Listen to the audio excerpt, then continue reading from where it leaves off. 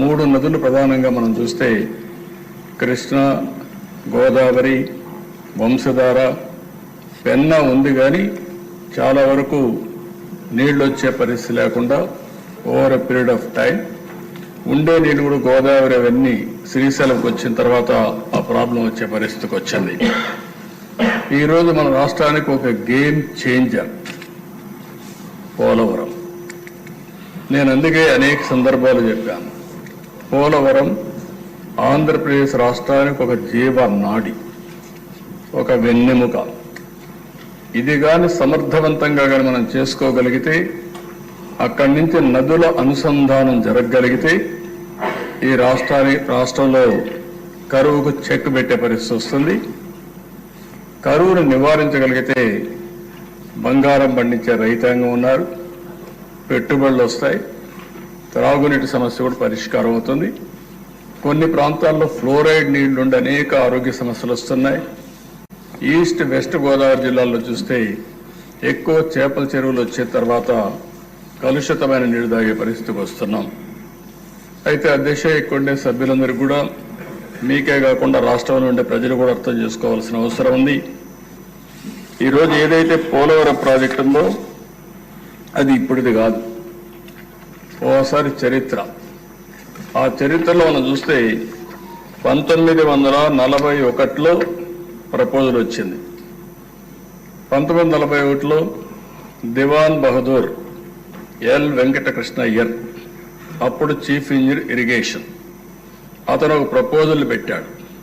ఒక storage reservoir ఇక్కడ వస్తే బాగుంటుంది, గోదావరి పైన రావాలి అని ఆలోచించి ప్రిలిమినరీ ఇన్వెస్టిగేషన్ 42-44లో చేశాడు. అప్పట్లో ఒక జీవో కూడా ఇష్యూ చేశారు. ఆ జీవో ప్రకారం ఫర్దర్ ఇన్వెస్టిగేషన్ తొలిసారి మీరు చూస్తే 170 అడుగులు ఎత్తిపెట్టాలని, ఆ నుంచి 208 అడుగులు కూడా పెట్టాలని, దీనివల్ల 340 నుంచి 700 టీఎంసీ నీళ్లు పోలవరంలో, పేరు కూడా అప్పుడు పోలవరం కాదు, అక్కడ రిజర్వాయర్ నీళ్లు ఉంటాయని చెప్పి ఒక అవగాహనకు వచ్చారు. 75 నుంచి 150 మెగావాట్ల పవర్ ఉత్పత్తి చేయొచ్చు అనుకున్నారు. పేరు కూడా రామపాద సాగర్ ని సైట్ని ఐడెంటిఫై చేసి అక్కడ ఈ ప్రాజెక్టు కట్టాలని చెప్పి ఆ రోజు నిర్ణయించారు.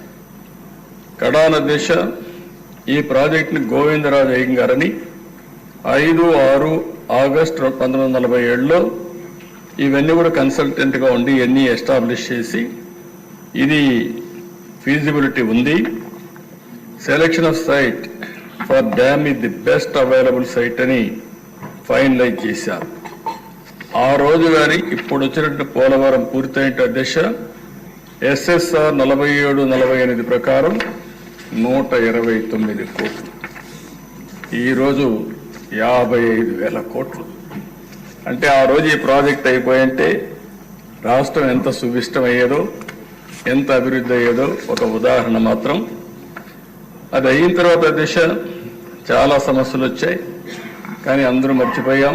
స్వాతంత్రం వచ్చింది, రాష్ట్రం వచ్చింది, మళ్ళా రాష్ట్రం కలిసింది, రాష్ట్రం విడిపోయింది. ఎన్ని జరిగినా కూడా అప్పట్లో ఎవరూ పట్టించుకోకుండా 15/5/1981లో మాత్రం అంజయ్య గారు ఫౌండేషన్ వేశారు.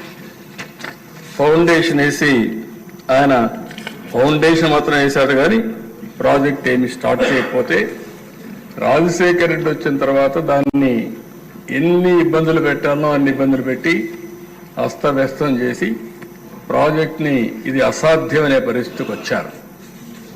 మొట్టమొదటిసారి దిశ రాష్ట్ర విభజన జరిగిన తర్వాత హైదరాబాద్ ఇన్కమ్ తెలంగాణకు వెళ్తుంది, ఆంధ్రప్రదేశ్కి ఆదాయం లేదు. కాబట్టి ఈ ఆదాయం రావాలంటే కొన్ని అనౌన్స్ చేయాలనే ఉద్దేశంతో పోలవరాన్ని ఒక నేషనల్ ప్రాజెక్టుగా అనౌన్స్ చేశారు. ఈరోజు హైదరాబాద్ ఉంది దిశ నాలెడ్జ్ ఎకానమీకి చిరునామా.